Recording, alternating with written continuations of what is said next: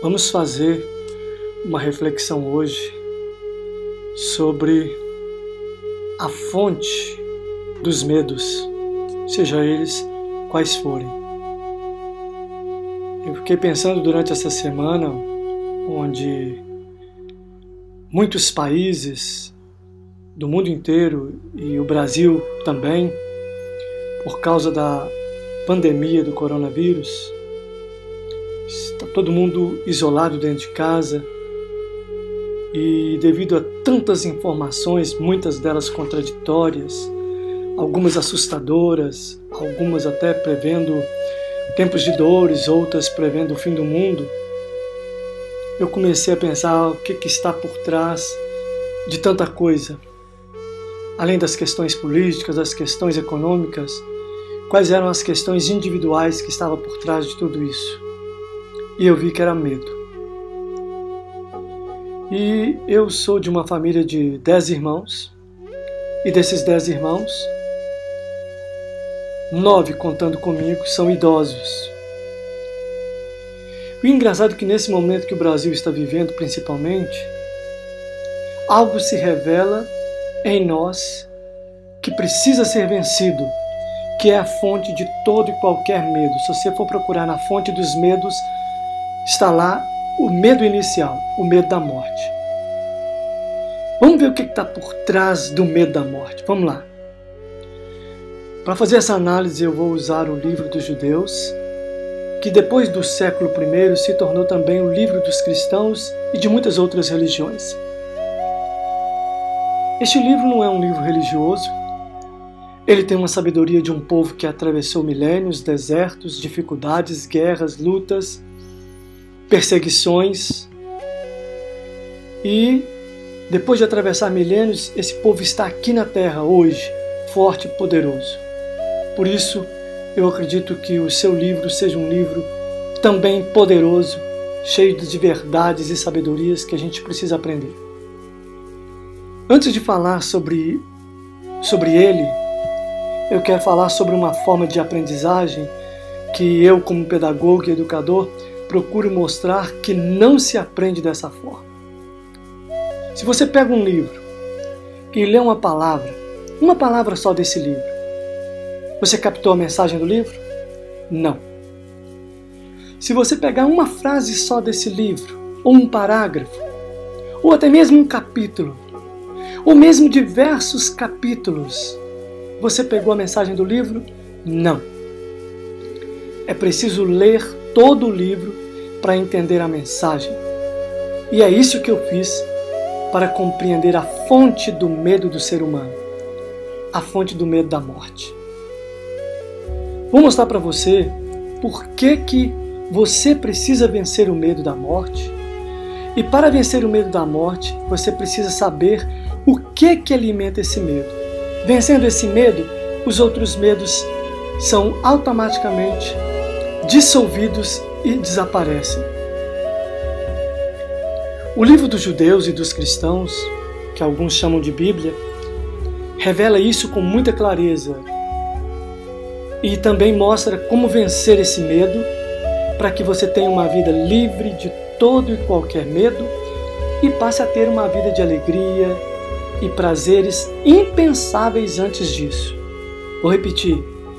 Você vai aprender aqui como vencer todo e qualquer medo, vencendo um só, e você passará a ter uma vida de alegria e prazeres impensáveis antes de você vencer esses medos.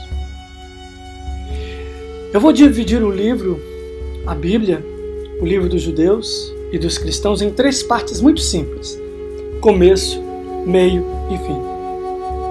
O começo mostra aonde o medo começou e o que estava por trás dele. O meio desse livro mostra como que o oposto do que aconteceu no começo, do que estava estabelecido, também produz o mesmo resultado.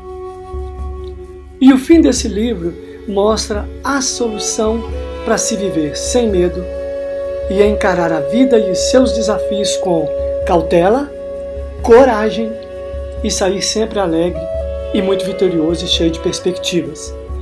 Porque, na verdade, a vida é um verdadeiro campo de infinitas possibilidades. Vamos falar no começo. O começo da Bíblia começa com um livro chamado Gênesis, que também significa começo, onde tudo era bem, onde tudo era perfeito, funcionava harmoniosamente.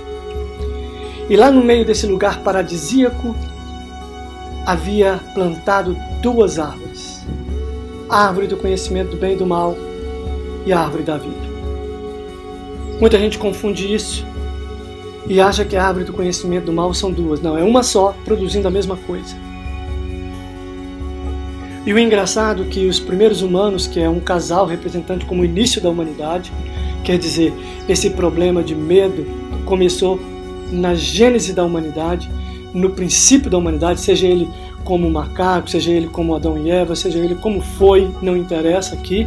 O que nos interessa é o princípio emocional, o princípio psicológico do medo, para que a gente possa vencê-lo.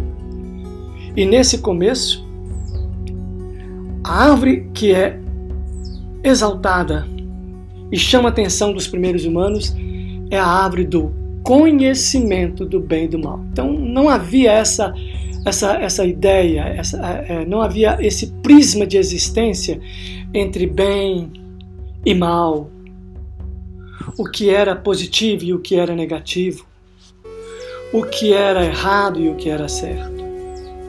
E imediatamente eles viviam harmoniosamente, os dois. Até que de repente, quando eles comeram, eles capacitaram-se para ver o bem e o mal. A primeira coisa que eles observaram foi suas limitações. Eles viram que estavam nus. E incrível, assim que eles viram a condição limitada em que eles viviam, tiveram medo. Ah, aqui a fonte, olha. A fonte está aqui. Tiveram medo. E quando tiveram medo, fugiram. Vocês estão vendo alguma semelhança com o coronavírus aqui? Com a situação do mundo todo? Desde as lideranças mais poderosas, desde as pessoas mais influentes, como que o medo faz as pessoas fugirem? Mas não acabou aí. Quando a energia criadora, o Criador, ou Deus, como você queira chamar, chamou esses dois primeiros humanos a responsabilidade do que estava acontecendo, a primeira reação deles foi acusar uns aos outros. A mulher acusou um terceiro e o homem acusou a mulher e principalmente acusou o próprio Criador de ter feito a mulher que colocou do lado dele. Imagina quando você é acusado, o que é que você sente? Raiva, ódio. Principalmente quando você não tem culpa, quando você não é o responsável sozinho e o outro quer colocar a responsabilidade nas suas costas. E aí passaram a odiar um ao outro, indiretamente responsabilizando os outros pelas nossas reações. Você já notou que isso faz parte da essência do medo? Quando nós começamos a responsabilizar os outros, não pelo que eles fizeram ou deixaram de fazer, mas responsabilizamos os outros pelas nossas reações. Eu reagi assim, eu senti isso por causa do que está do lado de fora, por causa dos outros, é por causa do coronavírus, é por causa do meu pai, é por causa da minha mãe, é por causa do governo. Acusamos do lado de fora aquilo que é nossa responsabilidade. E se você então começar a percorrer o livro todo, de Gênesis até o último profeta, você vai ver que o que percorre todo o livro é muita ira, é muita raiva e muito julgamento. E aqui predominam isso no primeiro nível da consciência humana. E infelizmente, depois de mais de 7.000 anos que esse livro começou a ser escrito, nós ainda estamos deixando predominar esse nível de consciência de existência. Mas o livro não vai só até na metade. No meio aparece um Salvador, e a mensagem desse Salvador é de que todo mundo está perdoado e que ele ama os seres humanos. Uma mensagem de amor e de perdão. Então agora já não há mais acusação. E olha, preste atenção que eu estou falando de desenvolvimento da mentalidade de vida. Tem gente que ainda não consegue sair da ira e da acusação ao outro. não entra na liberdade de não se sentir e não acusar mais ninguém e perdoar todo mundo. Esse é um nível do meio, onde a gente percebe que há um perdão, há uma energia que flui para o perdão para tudo e para todos. E o engraçado, que aconteceu uma coisa muito interessante no meio do livro, e acontece quando as pessoas alcançam esse nível. Quando nós percebemos que já não somos mais acusados e que somos perdoados sem a gente ter que fazer nada. Saber que você é amado, perdoado, te traz um outro sentimento oposto. A culpa, a autoacusação. Você agora se sente responsável por tudo e por todos, principalmente pelas coisas erradas que não dão certo, que não correm como o esperado. E ainda sob o domínio do bem e do mal, você procura fazer algo em troca do amor e do perdão recebido.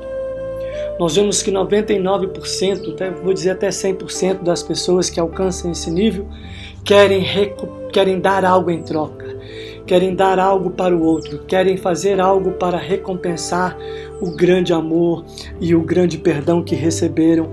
Então procuram ser bonzinhos, procuram fazer isso, fazer aquilo. Alguns fazem penitências, outros mudam de vida como recompensa, como uma forma de demonstrar que realmente recebeu o amor e o perdão. E aí procuram até mesmo mudar de vida, porque simplesmente não conseguem receber o perdão e o amor gratuitamente. Precisam pagar de alguma maneira. E aí a raiva e a ira agora mudou de direção e se volta para si mesmo. O medo de viver permanece então da mesma maneira.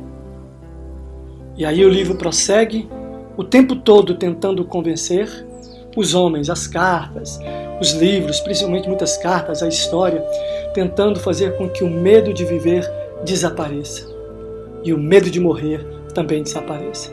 Várias instruções são dadas até o último livro dessa Bíblia, desse livro judeu tão fantástico. E no fim, num livro que se chama Apocalipse, e Apocalipse significa revelação. É o momento da iluminação humana, é o momento onde a pessoa é iluminada. Nesse último livro não existe um casal. Muito interessante isso. Mas uma cidade inteira é apresentada no último livro. Muita gente. E um detalhe interessantíssimo é que essa cidade é rica e próspera. Suas portas possuem pedras preciosas, as ruas de ouro, tudo que é prosperidade, tudo que é riqueza é apresentado. E o mais fantástico ainda, no meio dessa cidade agora não tem duas árvores, só existe uma árvore no centro dessa cidade. A árvore da vida, aquela que estava lá em Gênesis e que ninguém deu muita atenção, agora aparece aqui no último instante, dizendo: essa é a árvore que vocês deveriam ter comido lá atrás e comeram errado. Então agora essa cidade vive pelo fruto da árvore da vida e não do bem e do mal. Quem passa a viver apenas pensando e firmado em vida e não no certo e errado, bem e mal, recebe uma consciência livre de acusar o outro, julgar os outros e até a si mesmo. Ele apenas vive o presente, vive o momento. Não julga situações, se são perigosas, se não são perigosas. Não julga nada nem ninguém.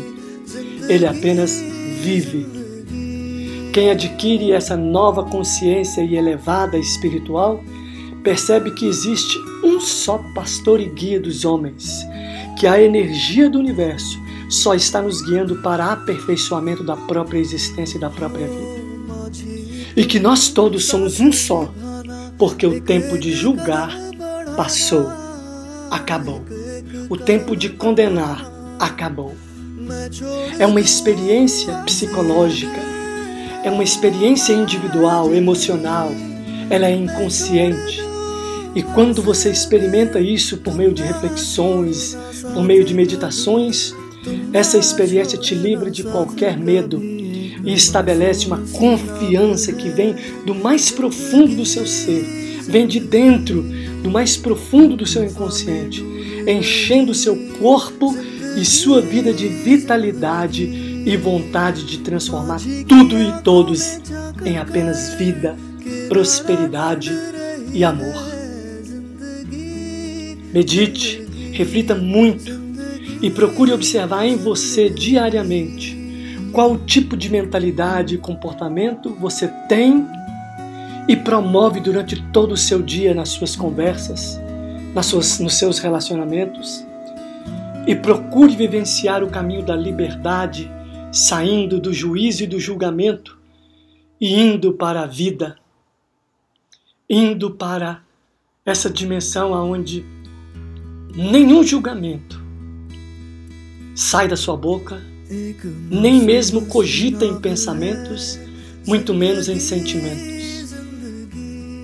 É uma experiência de muita profundidade que você vai precisar experimentar cada um desses estágios da existência, mas que você pode alcançar aqui e agora. E quando você disser para si mesmo, bem-vindo vida, você não terá mais medo. Você não terá mais medo de nada. Você terá cautela e estará disposto a aprender e a conhecer o mundo e a vida e as pessoas sem nunca julgar. Apenas vivendo e promovendo primeiro a vida em você, promovendo a vida em seu corpo, você vai passar a se alimentar melhor, a cuidar da sua respiração, a cuidar do seu corpo com exercícios físicos. Você não tem ideia de quantas implicações e quantas transformações esse nível de consciência de vida é capaz de transformar a sua existência. É ela que vai curar as suas doenças físicas, é ela que vai curar as suas doenças emocionais e vai arrancar o medo e fazer você com cautela vencer todo e qualquer vírus que o planeta está repleto. Não tema, crê somente, diz a árvore da vida. Bem-vindo a todos vocês que me ouviram ao novo e uma nova consciência de vida. Bem-vindo à vida.